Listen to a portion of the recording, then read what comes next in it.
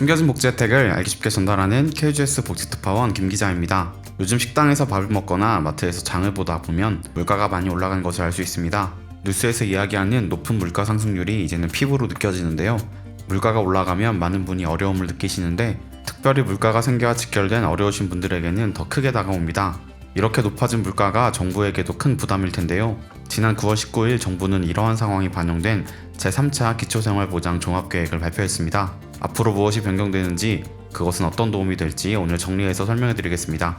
몰라서 못 받는 복지 혜택, 이젠 놓치지 말자. 구독과 좋아요, 알림 설정을 눌러주시면 보다 빠르게 소식을 받아볼 수 있습니다.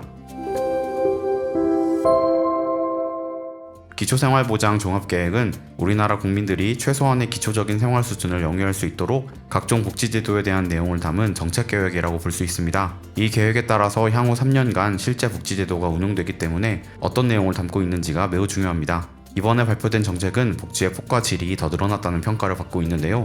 첫 번째로 기초생활을 보장할 수 있도록 급여 수준, 즉 지원금 수급 기준이 완화되었습니다. 현재 생계급여의 경우 기준 중위소득의 30%가 수급 기준입니다.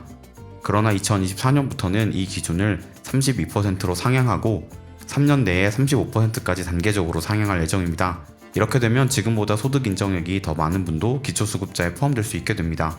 2024년 기준 중위소득 100% 금액은 1인 가구 222만원, 2인 가구 368만원, 3인 가구 471만원, 4인 가구 572만원입니다.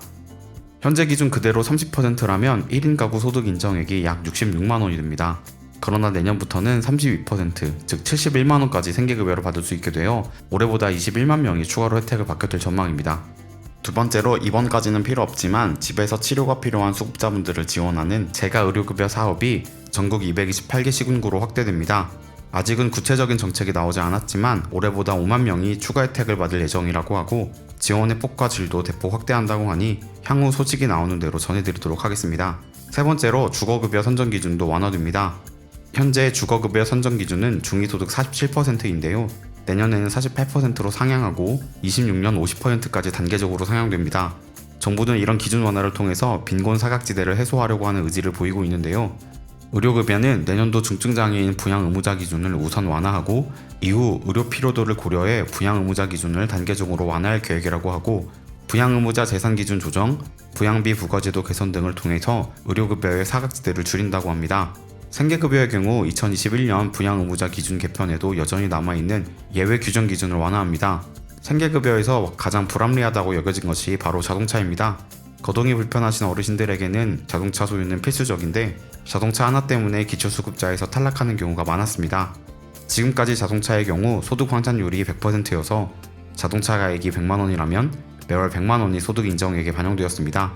이 때문에 어려운 삶에 도움이 되고자 자동차를 구매했지만 오히려 삶이 더 어려워졌던 것이죠. 정부는 이 부분을 수정했는데요. 앞으로 다인 다자녀 등 수급가구 1600cc 미만 승용차에만 적용하던 일반재산 환산율 4.17%를 2500cc 미만 자동차까지 완화해 적용하기로 했습니다.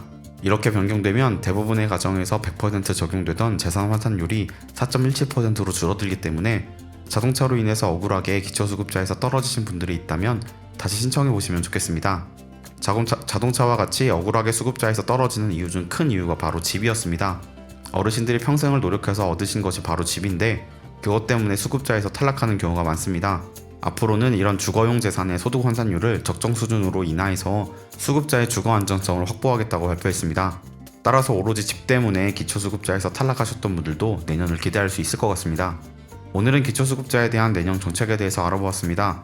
위에 소개해드린 분야뿐만 아니라 노인층 대상 근로사업 공제도 확대한다고 하고 청년층을 향한 지원도 다양하게 확대된다고 하는데요. 더 폭 넓은 지원을 위해서 여러분들의 의견을 남겨주시면 좋겠습니다.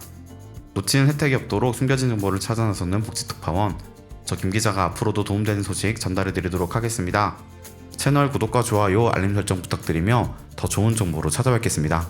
지금까지 KGS 복지특파원 김기자였습니다.